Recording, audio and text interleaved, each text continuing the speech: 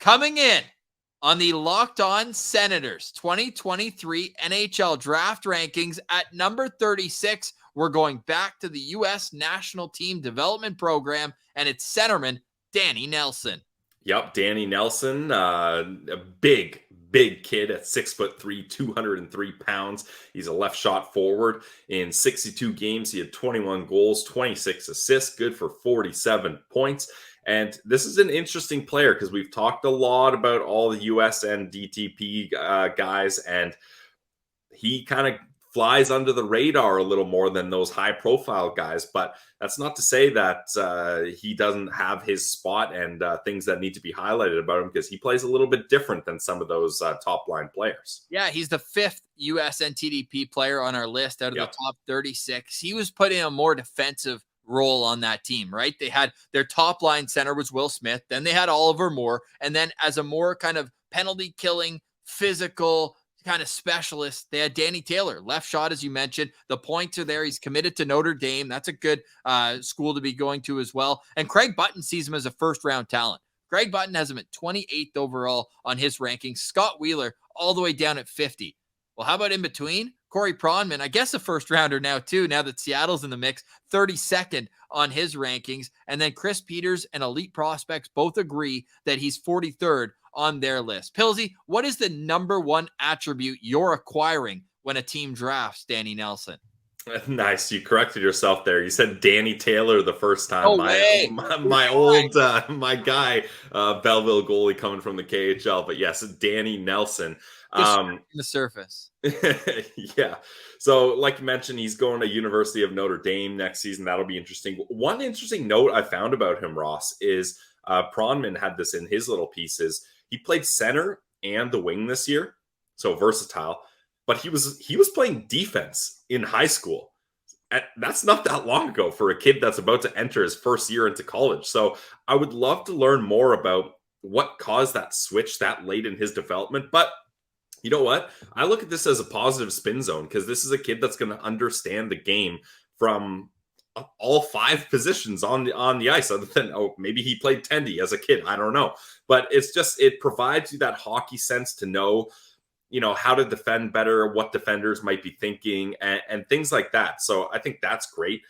One thing you got to notice right away with Danny Nelson is the great shot. He's got a quick release. He loves going upstairs on goalies. He's able to snap it top shelf so easily. And he's a physical player that actually uses his size to his advantage, which you love to see. He's laying out hits. He's protecting the puck. He's being tough in the corners and board battles. So I think Danny Nelson, if teams are looking for a power forward, they're going to be turning their attention towards him.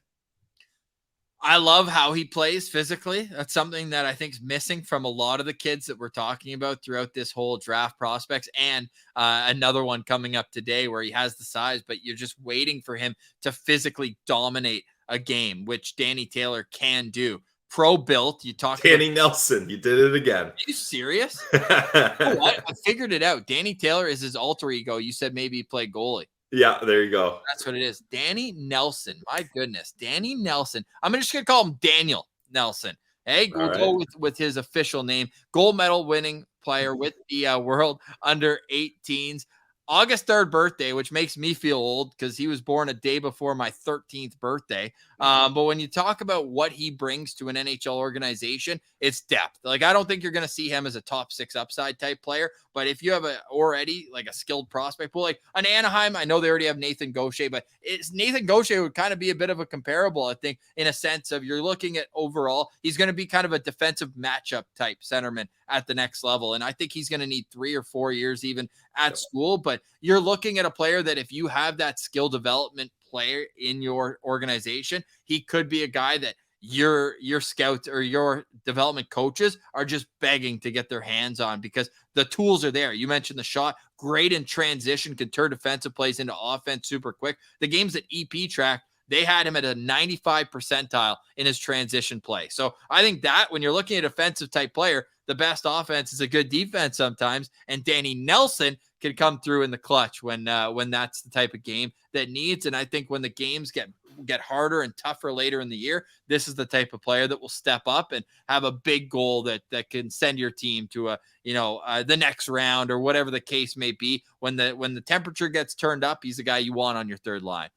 Yeah, so a couple things I want to kind of comment on there from your little rant. I agree. EP mentioned that he's a play driver, so he attacks up the middle. He's determined to get into those hard to get areas, which I love. Like, again, just using his size to his advantage.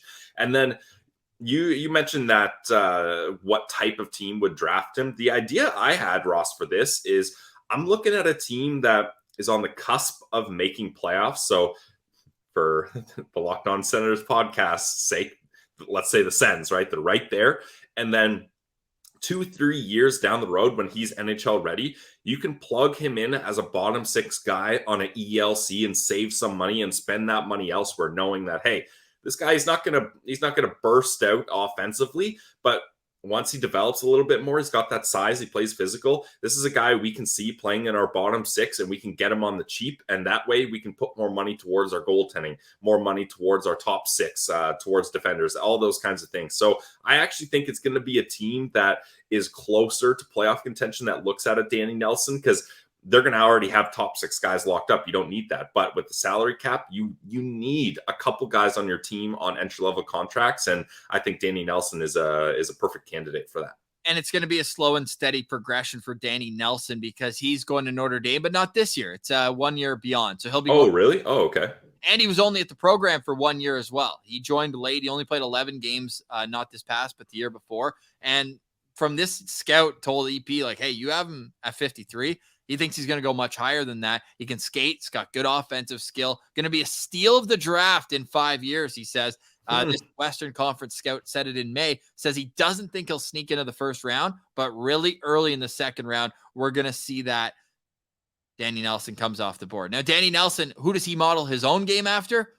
Leon Draisaitl, which, I mean, that's a Smart. good one. Hey, reach for the stars, kid. Reach for the stars. Yeah. Steal of the draft in this draft, I feel like that's a bit hyperbolic, but hey, very well could come true.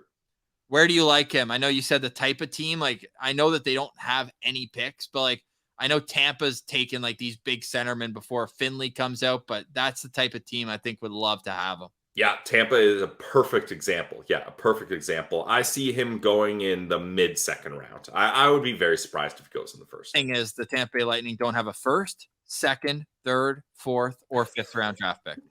He's not going to Tampa. Can you believe that? They have 3 picks this draft, a 6th and 2 7th. Hey, and next year, they don't have a first or a second. I mean, if you're trying to win cups, who cares about picks? Yeah, picks. Look at the Vegas Golden Knights. I think Vegas had one drafted player on their team, like one player they drafted, and we know they just hand out first round picks like crazy. So there is a formula to success there. Yeah. So he's not going to hey, maybe he goes to Vegas. They draft 32nd overall. Okay. Right? Yeah. Could that be no, they're trading that pick, actually. What are we talking about? Danny Nelson comes in at 36 on our list. I like him. He's a 4.5 star guy for me in terms of in the second round, because I like the physical tools. And I think that a team that picks him is already going to have a high elite ceiling player in this draft. If it's early second, right? They probably have an early first as well. And that could be a good fit for a guy like Danny Nelson. He comes in 36 on our list. For more, head over to the Locked On Senators YouTube page. We got prospect profiles for the top 70 in this draft. You're Locked On Senators, part of the Locked On Podcast Network, your team every day.